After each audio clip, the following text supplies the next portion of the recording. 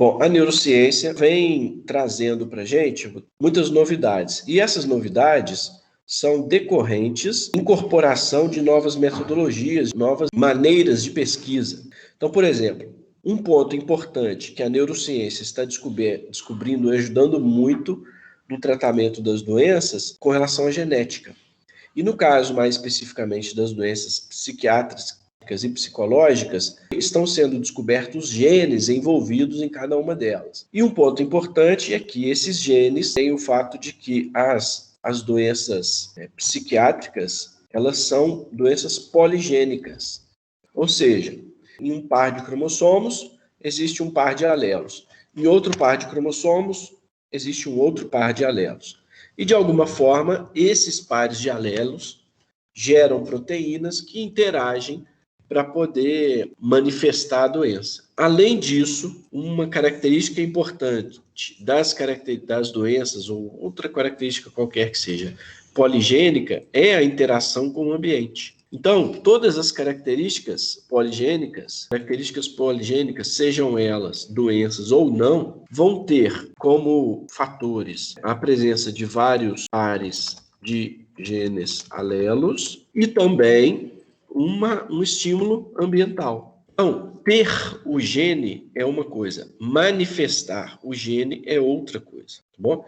Então, a neurociência vem trazendo para a gente estudos genéticos que esclarecem um pouco da origem das doenças genéticas. Além disso, a pesquisa para essas doenças envolve a participação de modelos animais. É um outro ramo aí importante que vem se destacando com o tempo, que vai também permitindo a descoberta de fatores relacionados aí com as doenças psicológicas e psiquiátricas.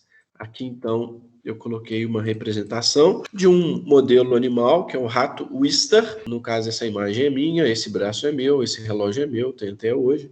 Fazendo experimento com o ratinho, hoje eu vou falar um pouquinho mais a respeito disso também, relacionando com a nossa aula de hoje. Então, modelos animais estão permitindo a gente conhecer bastante o comportamento de doenças psiquiátricas e psicológicas. Esse é um deles, tá? Tem vários modelos animais, tem camundongos, tem animais transgênicos, tem muitos modelos. Esse aqui é um rato Wistar, é a raça dele, que é muito utilizado na pesquisa, não só para modelos psiquiátricos, mas de maneira geral.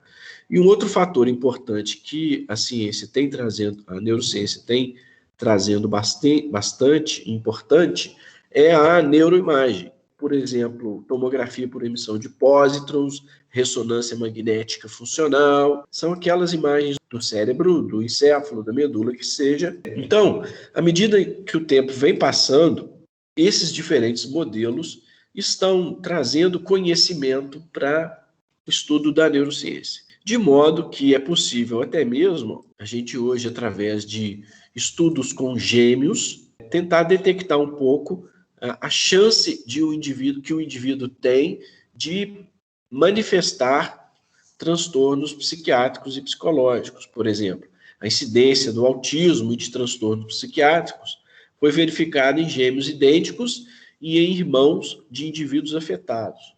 Portanto, de acordo com alguns estudos recentes, se o indivíduo tem autismo, se ele tiver um irmão gêmeo univitelínico, o irmão dele tem 90% de chance de ter autismo. Tá vendo?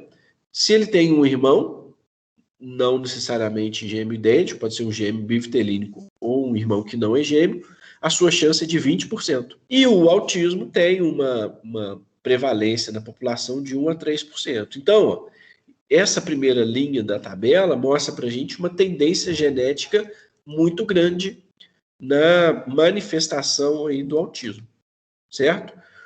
O transtorno bipolar também é uma outra doença que tem um caráter genético muito grande, de modo que se o indivíduo que tem um gêmeo idêntico, ambos manifestam uma tendência aí de 70% de ter. Só de ter um irmão com transtorno bipolar, o indivíduo vai ter de 5 a 10%, e na população ele tem, em geral, 1% de chance de manifestar esse transtorno. Para depressão, que é assunto da aula de hoje, assim como um pouco do transtorno bipolar, 40%, menos de 8% para irmão e de 6 a 8% da população. Daí a gente consegue observar, já começa a entender um pouco da seriedade que é a depressão. Porque olha só, ela tem uma tendência de se manifestar, uma tendência genética para se manifestar, mas também apresenta uma tendência bem grande, não necessariamente relacionada com genes. Você pode ver que a comparação aqui com relação à população às outras doenças é bem maior. E a esquizofrenia tem 50% de manifestação de um gêmeo idêntico manifestar essa doença, 10% se ele tiver algum irmão esquizofrênico e 1% o restante. Ok? Então, esses dados na tabela demonstram para a gente uma certa tendência genética para esses transtornos que variam aí, então, de transtorno para transtorno. Transtorno psiquiátrico para transtorno psiquiátrico. E o entendimento com base nesses 3 pilares que eu coloquei ali para você, permitiram a gente descobrir que esses transtornos geram variações do que a gente chama de eu, a sua pessoa. A sua pessoa, quer dizer, você mesmo, no inglês seria o self. Essa identificação consigo mesmo, ela gera transtornos que podem ser entendidos como alguns desses fatores aqui. No caso, seria o transtorno bipolar e a depressão, que são assuntos da nossa aula de hoje, como transtornos de humor. Esses transtornos de humor são doenças cerebrais que abalam, então, a integridade do self. O que quer dizer esse self? Quer dizer aquilo que faz de você, você mesmo. Ou seja, seria o conjunto de emoções vitais, vou destacar essa palavrinha aqui, emoções, o conjunto de memórias que você tem, as suas crenças e também os seus comportamentos. Isso é você, né? Não apenas isso, mas isso tudo. Então, um transtorno de humor é um transtorno que abalaria as suas emoções, as suas memórias, as suas crenças e o seu comportamento, de um modo geral. Ok?